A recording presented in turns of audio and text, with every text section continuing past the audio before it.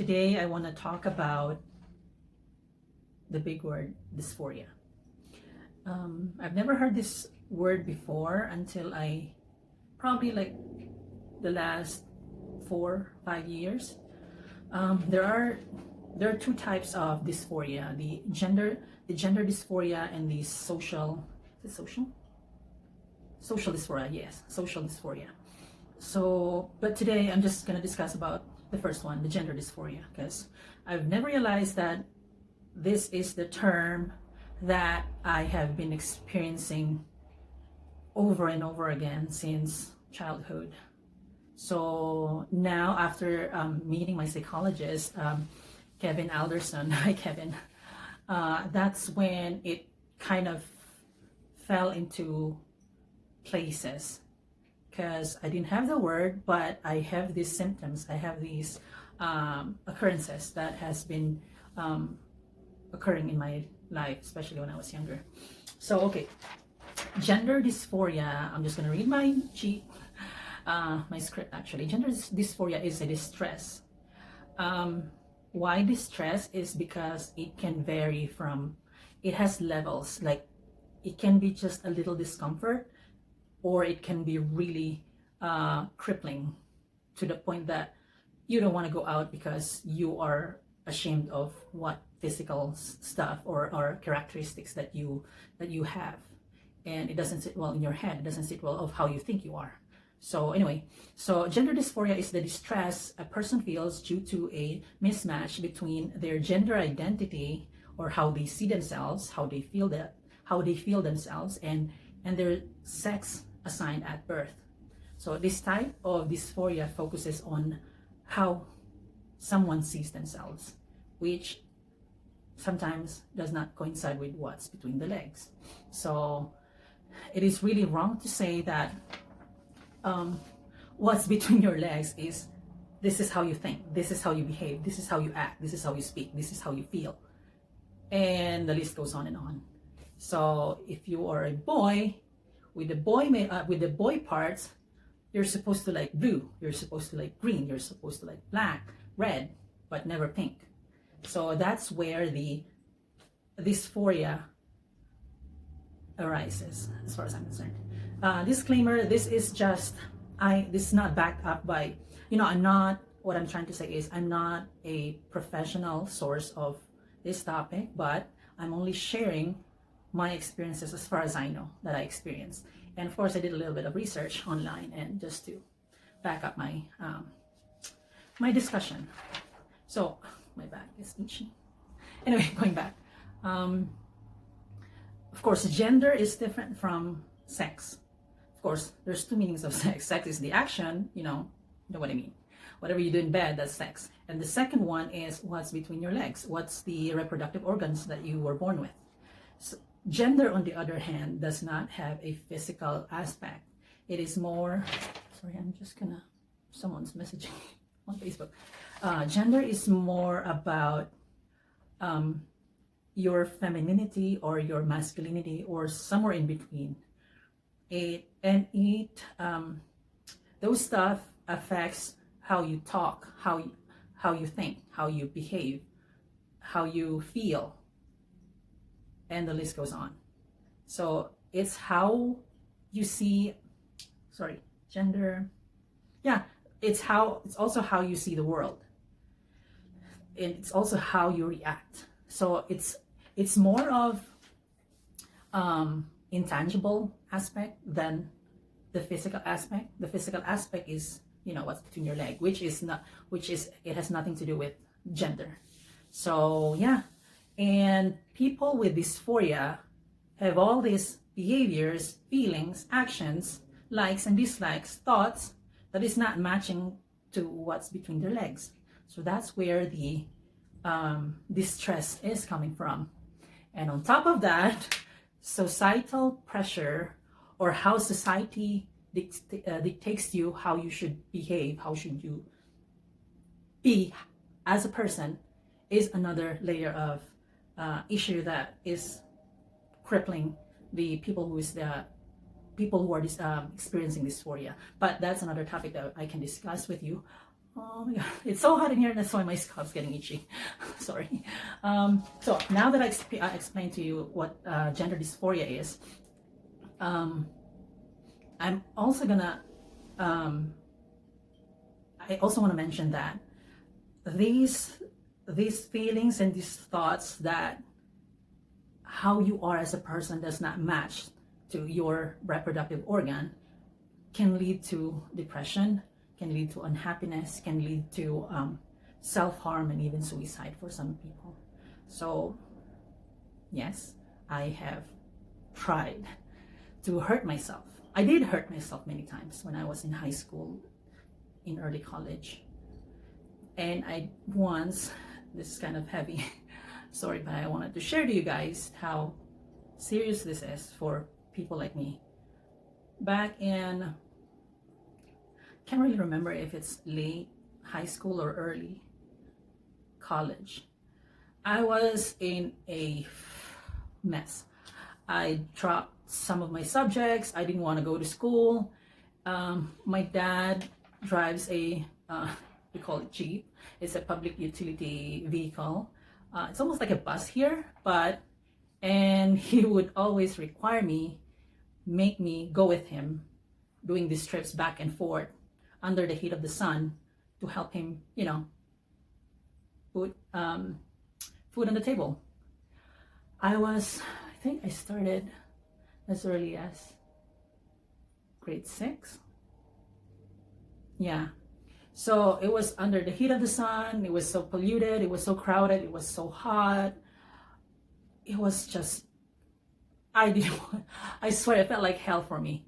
And growing up, being, you know, conflicted, being, I was a gay boy, growing up a gay boy, and then my dad wants me to do all this heavy stuff. This is how men should do. This is how a man should, you know, should portray a role, basically. But it didn't really. I wasn't enjoying it. Basically, it's not even enjoying it. It wasn't me. It wasn't sitting well in my head that I don't want to do this because this is a guy's job. And I was only grade 6, and why would you? Anyway, am I going astray? Sorry. Anyway, going back. Yes, I almost, like in all aspects of my life, my relationship with my family, especially with my dad, is so chaotic. My grades, where I dropped a lot of my subjects because I didn't want to go to school, and I wasn't really thinking straight. I wasn't really healthy here in my head, and I had no one to run to because I don't know what's my problem, and I don't have the resources to share these problems with. So, which the bottom line is, it was my identity. That was the bottom line. That was the main source of my distress in my life in that phase. So yeah, there was one time I held a knife against my stomach, and I was facing the wall. I was basically holding the knife. Of course, the sharp part is right here in my stomach, and then I was gonna lean on the wall and then push myself forward. That way, to end my life, because I wasn't happy. I was problematic, and I felt I had no choice and no help. And yeah, but I didn't do it. I almost did, but something went into my mind. It's like, basically, I saved myself. Anyway, so going back to gender dysphoria, how gender dysphoria was for me. My first recollection when I was probably 4 years old, I never liked my name. I remember approaching my mom one time. She was changing, she just came from work, I think, and then she was changing into normal clothing, and I went in. I was like 4 or 5 years old. I was like, Mom, I don't like my name. Can you change my name? And my mom was like, why would you want to change your name? And I can't remember how the conversation went, but I remember that I was unhappy with my name and I approached my mom asking her to change my name. I don't know why I did that, but it came from somewhere for sure. And growing up, I always indulged with playing with my mom's stuff, playing with her bra, playing with her heels, playing with her dresses, makeup. Apparently, my sister told me I've been playing with her makeup too. But yeah, for me, it was not just fun. For me, it was true for me. I can't explain why, but for some reason, that's how I felt when I was a kid. I was drawn more to female stuff. I play with Barbies. I play with girls in elementary, like a lot, probably 9 out of 10. My friends are females. We play so many stuff back in when I was a kid. Even my cousins, I was more close to my female cousins. What else? I also do not like to be addressed as, well, I really had no choice because I've always been addressed as Sir and Mr. since all the way to the last 2 or 3 years. Yeah, actually 2 years. I do not like the sound of it for some reason. I don't feel comfortable with that with that pronouns for some reason. Also, there's one funny thing that I would share with you guys.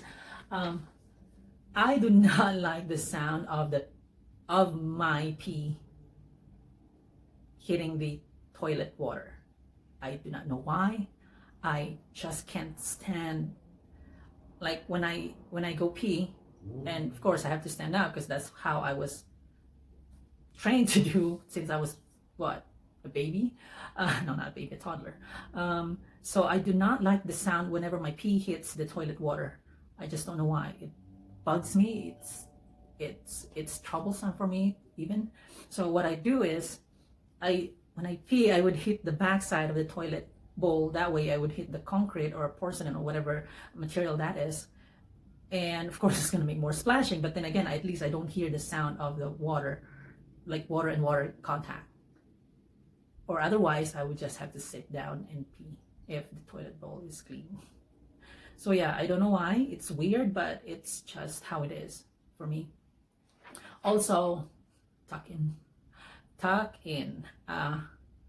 Nobody taught me how to tuck in, but I just started doing it when I was in elementary. I do not like that thing to, like when I was wearing shorts or jeans, I do not want to see that marking on my whatever clothing I'm wearing. It feels weird for me. I don't know why. It's almost like I do not want people to know that I do have a boy part. Weird, hey? I don't know why, but again, I don't know why. I did not know that back then. Why is it that way? But that is my truth. That is a fact for me. High school also, I don't know, for some reason I like the feel of the girls, my other classmates, female classmates, their uniforms. For some reason it was just so soft and tender and very smooth, and I'm like, in my head, it's like, oh, I just want to be in that uniform for some reason. It's not that I dislike wearing boys' uniform when I was in high school, but it's okay, but it's not something that, like if I were to choose, I would probably choose to wear my female uniform back in high school because how it feels when you wear them, which I never found out because I never tried. Weird. And also, let's go to physical dysphoria on my body, especially. I do not like this Adam's apple, but I'm happy now that it's not as pronounced. But when I was in high school, it was just so pointed and very obvious, and for some reason I did not like it. I did not want it. It makes me conscious. Also, it's regarding this, my voice is more thinner, more, and the way I speak is more feminine, more, I don't speak like, in the butch way ever since, and it bugs, sorry, my face, it bugs, not bugs, but people doesn't like that. When you're a boy, you're supposed to speak like a boy, and your voice is supposed to be deeper. And funny because growing up, because I like to sing, although not professional, but I like to sing along with music and stuff, and almost always there's always female vocalists that I try to copy. I sing Mariah songs, I would sing Whitney songs, Celine songs, and other Filipino female artists like Regine Velasquez. I would try to hit as high as I can, and I just love doing that. That is where I flourish to a point. Like, because when you sing, I'm not particularly sure what kind of things is going on in your head, but it gives you the happy. Is it dopamine? I think it's dopamine. Like when you sing, it makes you happy. And singing high notes, singing high registers makes me happy compared to singing lower notes. So growing up, I've been singing and singing at home or in school, and my dad would always yell at me, "Can you shut the fuck up?" Like, why would you freaking sing like a freaking woman? Like, like a girl. Why are you singing like a girl? And that's where the conflict also is emphasized. So when I was in high school, I was growing veins, tons of veins on my arms and on my legs. I hated that, and I was so skinny, and I was so dark. I was dark because I was helping my dad. I was helping my dad with his trips because he was, like I said, he was the driver of a jeepney. Because I was under the sun from sun up till sundown, not even beyond sundown, until like 10 p.m. or even 11 p.m. So it's like basically I was working as early as grade 6 from 9 or 8 in the morning until 10 or 11 at night. So what kind of kid would want to do that? Anyway, that's another story. Also, thank God, I still have a big forehead. This forehead is also one of my insecurities. I have always had big forehead, especially after when I reached college. Oh my God, stop, baby. And yeah, this really is one of my insecurities. Like, I do not want to grow a forehead, basically. But being in testosterone, like one side effects of testosterone is you get your hair recedes the older you get. So yeah, thank God, since I'm in estrogen and my baby hair is starting to grow again. So also haircut when I was in high school, they always want us to cut our hair really short, almost like an army type. Oh my God, it's not just physical. I don't know, it's a stress. It's a distress in my head that I hate this haircut because it makes me look more like a boy, and I don't want to come out. I don't want to appear a masculine boy, because that is not me. That is not how I feel. But in high school, we have to have haircut almost every month. So yeah, I would, if I had to choose, I would grow my hair as early as I can. But it wasn't a choice for me. What else? Pants. Apart from it's hard to find my size, I don't know, for some reason I do not want to wear pants.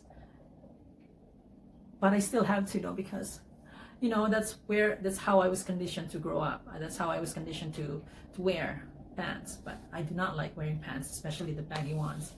I remember my mom would dictate me when I was a kid. Okay, wear this and wear that. It was just, of course I had to do that because I had to follow my mom's order.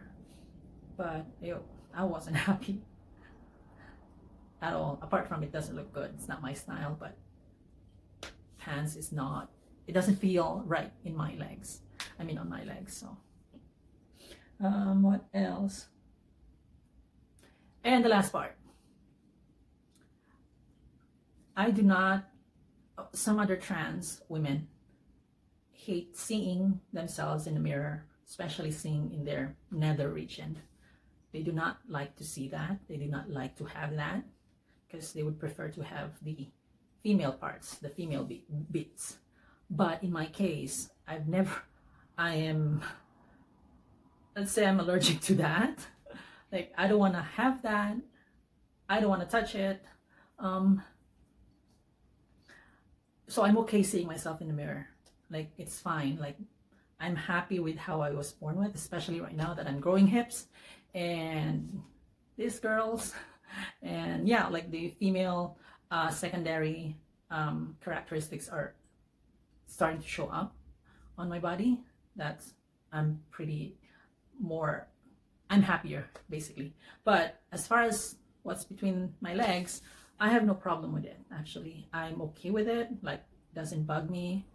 Although I still have to tuck it because two things. I'm ashamed to people. I'm ashamed. How do I say this? I'm ashamed that people will notice it on my garments. And second one, of course, I'm a trans now. I really have to tuck it in. Otherwise, you know what I mean? I need to pass as a woman out there. And if they see there's something going on down there, and then you're a woman, you look like a woman, and people will be bothered, people will be intrigued, and that's a situation where you don't want to be in, because it can lead to harassment, bullying, and whatnot. So yeah, that's it. That's my physical, that's my gender dysphoria, like how I see myself, based on, from top to bottom. Yeah, I guess that's it. That's all the stuff that I can share with you guys. And I'm glad that, I share this with you, because a lot of people just thinks that, oh, that's just a phase, or they're just weird, or they're just not normal. No, it's a dysphoria. I'm not sure if it's a disorder, but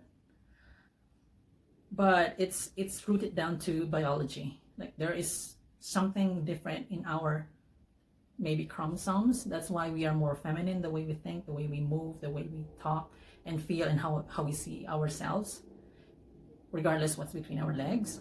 So yeah, I guess that's everything I can share with you guys, and I hope you like this video. I hope you like my experiences that I share with you guys, and let me know in the comments if you have similar or different, dysphoria, because discussing this is kind of important to our community, trans community, because the more we talk about it, the more it becomes normal, the more knowledge and the more information that is put out there for everybody who are going through this. So yeah, please like my video, and please subscribe if you like me. And yeah, please share my video also, and yeah, I'll see you guys next time. Again, it's Michaela. Have a good day.